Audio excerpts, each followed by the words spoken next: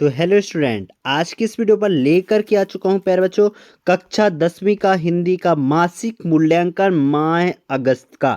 यहाँ पास नजर डालिए, माह अगस्त का ये रियल मासिक टेस्ट पेपर है प्यारे बच्चों। ठीक, पूरा ओरिजिनल पेपर है, विधिवत अच्छे से तैयार कर लेना। 20 नंबर का पेपर है, पूरा अच्छे से तैयार करके जाना, एक एक क्वेश्चन तैयार कर लेना। ठीक, और हाँ, इस वीडियो को जितना हो सके अपने दोस्तों में शेयर करो ताकि सभी के पास पहुंच पाए और वो भी तैयारी अच्छे से कर सके। ठीक, और जिन्होंने अभी तक चैनल को सब्सक्राइब नहीं किया, सबसे पहले चैनल को सब्सक्राइब कर दो और बेल आइकन को प्रेस कर दो। इस वीडियो को जितना हो सके शेयर कर देना। इसका आंसर का पीडीएफ वगैरह सभी चीज़ें इसी वीडियो पर मिलने वाली है, तो वीडियो के लास्ट तक बने रहना। एकदम रियल पेपर है, अच्छे से तैयार कर लेना, यही पेपर आपको देखने को मिलेगा।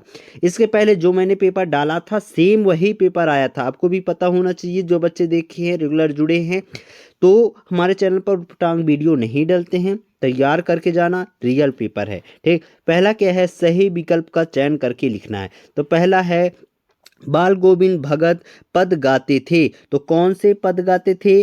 कबीर के। किसके? कबीर के। बाल गोविंद जो भक्त थे वे कौन से? कबीर के पद गाया करते थे। रामचरितमानस की भाषा है, तो रामचरितमानस किस भाषा में लिखी गई है? तो अवधी भाषा में लिखी गई है। ठीक, फिर यहाँ पास देखिए, सही जोड़ी का मिलान करना है। यहाँ पास सही जोड़ी का मिलान करना है, तो सूर के पद इसका होगा सूरदास। क्या होगा? सूर के पद किसने लिखा था? सूरदास ने लिखा था।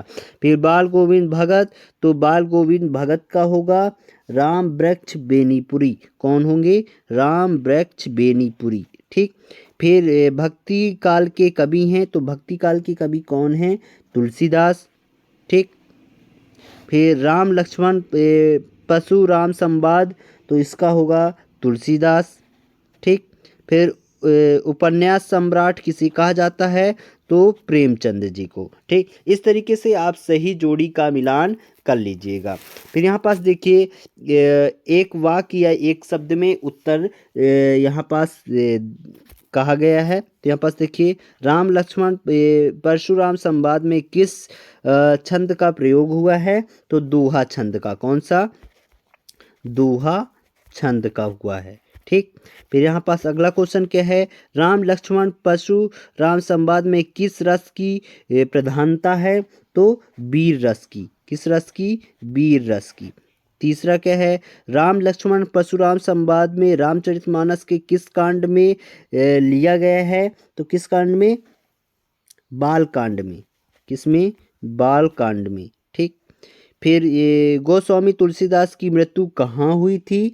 तो गंगा नदी के किनारे अर्शी घाट पर। कहाँ हुआ था? गंगा नदी के किनारे अर्शी घाट में। ठीक, फिर सीता स्वयंवर में राम लक्ष्मण किसके साथ गए थे? तो वरिष्ठ मुनि के साथ गए थे, वरिष्ठ मुनि। ठीक, फिर यहाँ पास देखिए अगला क्वेश्चन, क्वेश्चन क्रमांक 4 क्या है, सूरदास अथवा तुलसीदास की काव्यगत विशेषता लिखते हुए निम्नलिखित बिंदुओं पर लिखना है। तो दो दो रचनाएं, भाव पक्ष और कला पक्ष लिखना है। ठीक, फिर अगला क्या है, गोपियों द्वारा उद्धव को भगवान कहने में क्या व्यंग निहित है? ठीक, फिर अथवा में क्या है, मर ज्यादा न लही के माध्यम से कौन सी मर्यादा न रहने की बात कही गई है? ठीक, क्वेश्चन क्रमांक 6वां क्या है, यहाँ पास अब देखिए, स्वयं प्रकाश अथवा राम वृक्ष बोनीपुरी के बारे में यहाँ पास दो रचनाएं और भाषा शैली, दोनों में से एक का दो रचनाएं लिखना है और भाषा शैली लिखना है। 7वां क्वेश्चन क्या है प्यारे बच्चों? 7वां क्वेश्चन यहाँ पास देखिए, निम्नलिखित मुहावरों का अर्थ लिखना है। यहाँ पास इन में से कोई दो का अर्थ आपको अच्छे से लिखना है। तो पूरा विधिवत यहाँ पास पूरे आंसर बताने वाला हूँ, वीडियो के लास्ट तक बने रहना। इसका पीडीएफ वगैरह चाहिएगा आंसर का, तो नीचे डिस्क्रिप्शन पर लिंक दे दूंगा, वहां से आप लोग डाउनलोड कर सकते हैं। ठीक, यहाँ पास क्वेश्चन क्रमांक 3 का आंसर पूरा देख सकते हैं, एक वाक्य में पूरा विधिवत आप लिख लीजिएगा। क्वेश्चन क्रमांक 4 क्या था? तुलसीदास की और एक और था सूरदास के बारे में दो रचनाएं और कला पक्ष भाव पक्ष। यहाँ पास मैं तुलसीदास की बता रहा हूँ, तो ये रचनाएं आप लिख सकते हैं, कोई दो रचनाएं लिख लीजिएगा। जो आपको पसंद हो। पहला रचना रामचरितमानस, दूसरा विनय पत्रिका, कवितावली। तो आप कोई 2 या 3 लिख दीजिएगा। फिर यहाँ पास देखिए भाव पक्ष। भाव पक्ष यहाँ पास आप देख सकते हैं पूरा विधिवत दिया गया है, इसको आप लिख लीजिएगा। ठीक। फिर यहाँ पास तुलसीदास की कला पक्ष दिया गया है। भाव पक्ष और कला पक्ष बस पूछा गया है, इसकी साहित्य में स्थान नहीं पूछा गया है। ठीक। तो आप इतना पूरा विधिवत लिख सकते हैं। ठीक। फिर यहाँ पास देखिए क्वेश्चन क्रमांक 5वें का आंसर पूरा यहाँ पास दिया गया है। भगवान क्यों कहा है गोपियों ने उद्धव को, तो यहाँ पास पूरा इसका आंसर है। ये अक्सर पूछे जाने वाले क्वेश्चन हैं, इनको अच्छे से तैयार करके जाना। ठीक। फिर राम वृक्ष बेनीपुरी की रचनाएं लिखना था और भाषा शैली लिखना था जो लेखक हैं। तो इनकी यहाँ पास देखिए उपन्यास है, ये रचनाएं हैं। तो ये एक रचना और ये दूसरा रचना, 2 रचनाएं लिख दीजिएगा। ठीक। फिर यहाँ पास भाषा यहाँ पास देख सकते हैं। फिर शैली भी यहाँ पास पूरा विधिवत दी गई है, तो इसको अच्छे से तैयार कर लेना या वीडियो को रोक करके लिख लेना। साहित्य में स्थान भी दिया गया है, पूछे तो लिख देना। ठीक।